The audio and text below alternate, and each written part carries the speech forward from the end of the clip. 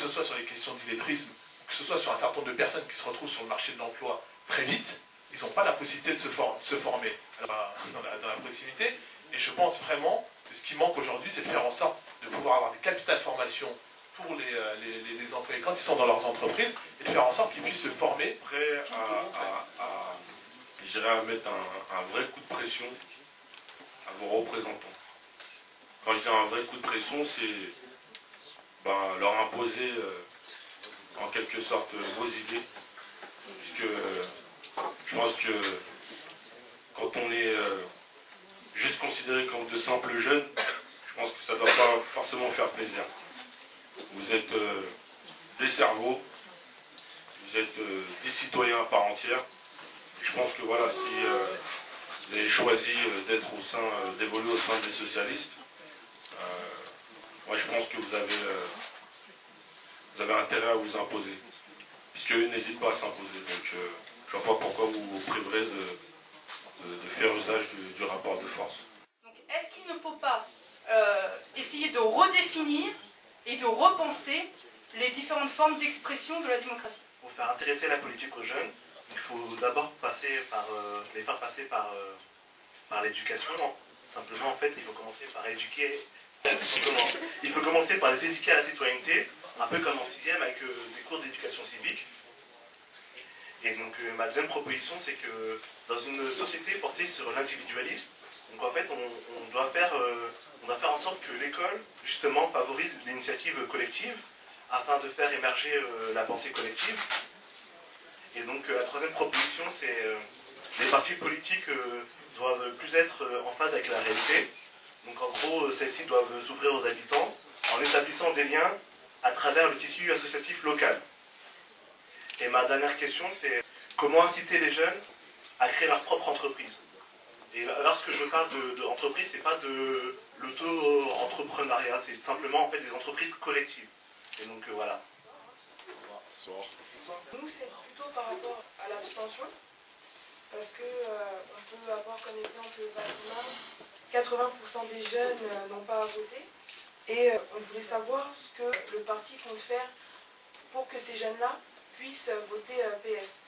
Parce qu'on remarque que la droite a moins de voix, mais arrive à les obtenir, et que la gauche a plus de voix que la droite, et qui n'arrive pas à prendre ces voix-là. Comment faire? Ce qui ne nous a pas convaincus, c'est plutôt pour le budget de la région. Parce que dans la région Île-de-France, il y a certains mandats qui sont pris par le PS, mais ça reste le budget attribué par exemple, une région ou une municipalité a un budget à attribuer pour n'importe quel projet associatif, politique. Mais ça reste un frein. Convaincu à peu près dans les deux discours. D'abord pour Ali Soumaré. Il a un petit peu, je pense, pour quelqu'un qui représente un parti de gouvernement, il a un petit peu occulté le rôle des associatifs. Quand on a posé la question, il n'en a pas parlé. Et pour nous, en fait, les associatifs sont capables d'enrayer le conformisme qui existe dans les partis ou les organisations, les structures politiques traditionnelles. Parce qu'il faut savoir que dans ces grands partis-là, il y a une logique électorale. C'est qu'ils sont à la course de l'électorat et ils n'ont pas le temps, forcément, de tendre l'oreille à la réalité du terrain. Notamment, pas toujours se raccrocher à nos traditions politiques de gauche. Donc je pense qu'il faut apprendre à évoluer sur ce terrain-là et intégrer les nouvelles méthodes, notamment avec les associatifs, qui ne sont pas forcément, comme le dit Al-Mami, et quelque part je suis d'accord avec lui, il ne faut pas forcément, parce que moi je veux m'engager politiquement, me représenter dans l'échiquier politique comme étant de gauche ou de droite. Je pense que ces barrières-là doivent être... il faut évoluer là-dessus. C'est-à-dire que ce qui est ressorti de nos échanges, par exemple, quelqu'un d'entre nous a soulevé le fait que les politiques aujourd'hui négligent le rôle de l'éducation nationale dans le fait de pouvoir intéresser les jeunes par rapport à la politique. Sachant que d'abord, il faut savoir redéfinir ce qu'est la politique, parce que la politique, dans le sens politique-politicienne, personne n'en veut.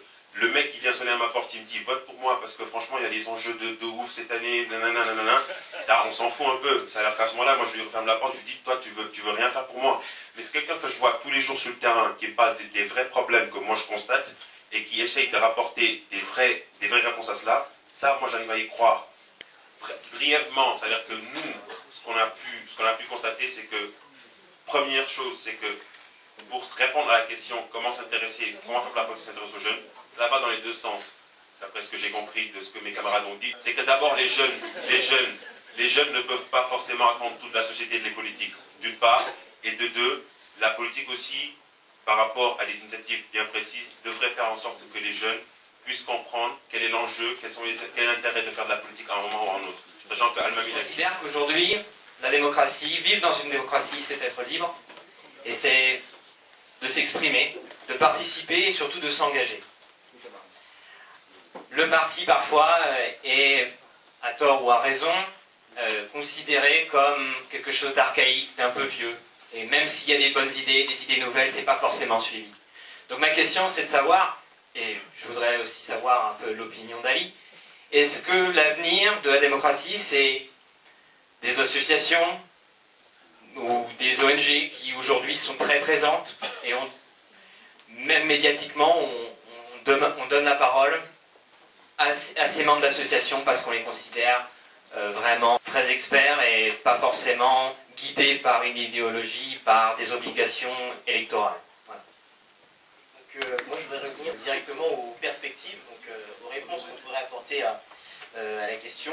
Dans un premier temps, donc, on fait en sorte que les jeunes s'intéressent à la politique et on fait en sorte que les politiques aillent aux jeunes. D'une part, moi je propose dans un premier temps une cohérence entre les propositions qui peuvent être données par les politiques et d'autre part les débouchés. Aujourd'hui, on constate dû au fait qu'aujourd'hui, on casse ce droit à l'avenir, le droit à se former, le droit à avoir un emploi, le droit au logement, le droit à la retraite aussi, tout simplement, pour faire un point d'actualité, enfin qui va bientôt plus être d'actualité, la réforme des retraites a cassé ce droit à l'avenir, notamment le droit à l'emploi et le droit à la retraite. Et aujourd'hui, moi je pense que moi j'ai envie de revenir sur, par rapport à la responsabilité des jeunes, sur des instances, il existe des instances, aujourd'hui c'est pas ça qui manque, hein. Il y a des instances pour que les jeunes puissent s'engager et essayer de développer des projets, comme notamment le CVL, le conseil à la DICN, le conseil académique à la DICN, etc. Mais il faut vraiment les responsabiliser dans le sens où il faut leur donner un poids décisionnel pour que les jeunes puissent avoir le sentiment d'une part d'être écoutés et de faire quelque chose qui leur sert.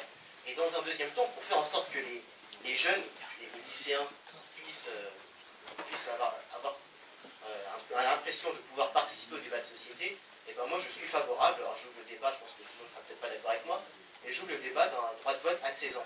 Donc pour faire rapidement, qu'est-ce qui nous a plu nous à notre table sur le débat de ce soir, c'est le fait que finalement, nous jeunes socialistes, on organise